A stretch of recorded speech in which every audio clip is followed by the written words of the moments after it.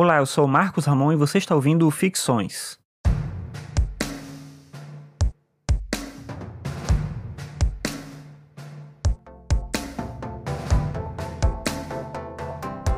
Ficções é um podcast sobre filosofia e cotidiano. Se você quiser ajudar o podcast, você pode acessar marcosramon.net/apoie para ver outras formas de me ajudar a continuar produzindo. Dito isso, eu vou agora para o tema do episódio de hoje.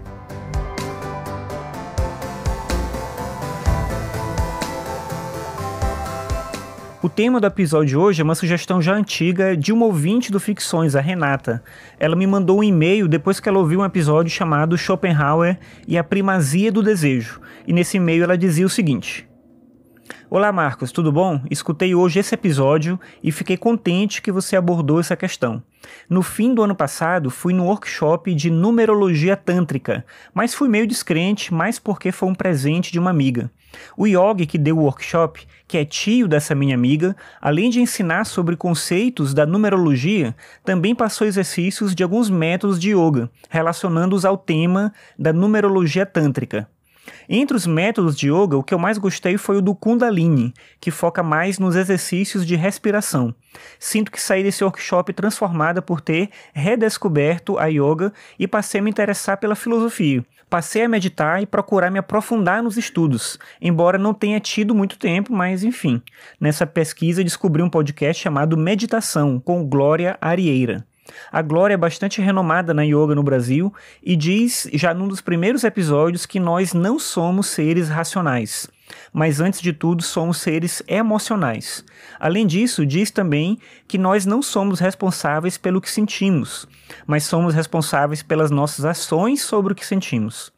Tenho notado, pelo conhecimento que tenho de filosofia, que não há tal pensamento na filosofia ocidental, que o tema das emoções é pouco trabalhado. Estou enganada? Existe na filosofia ocidental um diálogo com a filosofia indiana e ou alguma outra filosofia oriental? Seria legal se você conseguisse dizer algo sobre isso em algum episódio do Ficções ou do 3 Minutos. Um abraço.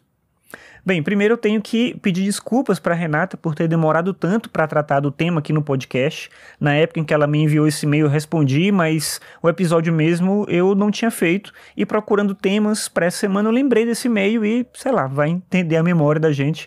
Eu trouxe esse episódio a partir desse e-mail da Renata, que como eu falei, já faz bastante tempo que ela me mandou. Eu vou abordar aqui menos a questão das emoções, talvez isso fique por um outro episódio, e mais essa ideia da relação entre a filosofia oriental e a filosofia ocidental.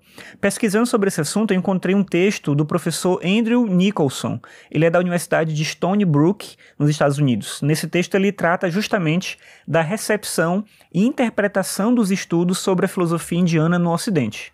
O argumento dele, eu concordo com esse argumento, é de que a gente tende a apontar a filosofia oriental com um estereótipo muito marcado, inclusive caracterizando vantagens e desvantagens no jeito de ser e de pensar a filosofia no Ocidente e no Oriente.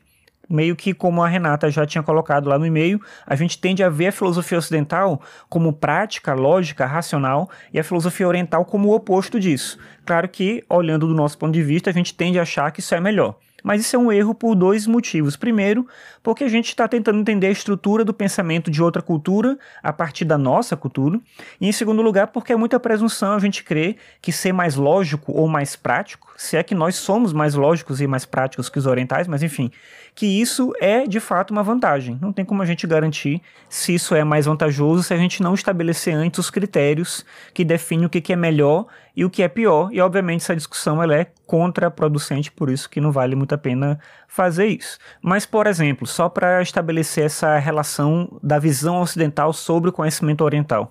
Diante do raciocínio, que lá no budismo propõe o que eles chamam de caminho óctuplo, que é a consciência correta, ação correta, intenção correta, modo de vida correto, esforço correto, concentração correta, fala correta e compreensão correta, diante dessa ideia, nós ocidentais tentamos ver uma receita prática, uma coisa que todo mundo deveria seguir e que vai te permitir conseguir êxito em determinada circunstância da vida. Mas a gente não consegue ver isso como uma perspectiva para a própria vida. Eu não tenho certeza se é assim que os indianos entendem esse tema, mas provavelmente não é nesse modelo de uma receita, de uma coisa prática que você vai lá e faz e chega um resultado imediato. Esse é um jeito muito ocidental de pensar.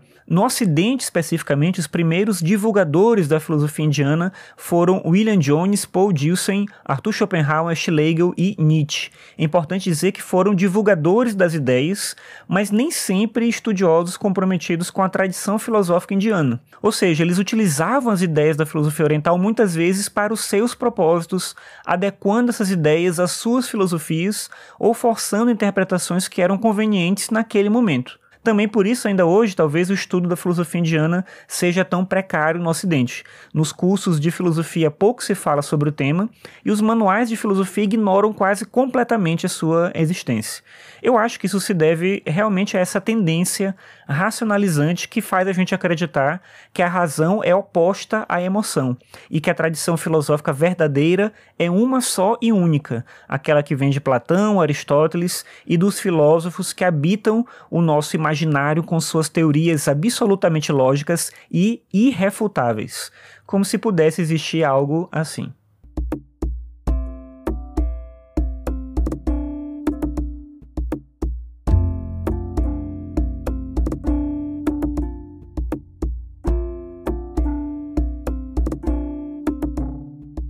Obrigado por ouvir mais esse episódio, lembrando que você pode acessar o Ficções no meu site, marcosramon.net/ficções. Me ajuda muito se você compartilhar os episódios com outras pessoas, assim mais gente fica sabendo da existência do podcast. Bem, então é isso, obrigado pela sua audiência e até a próxima.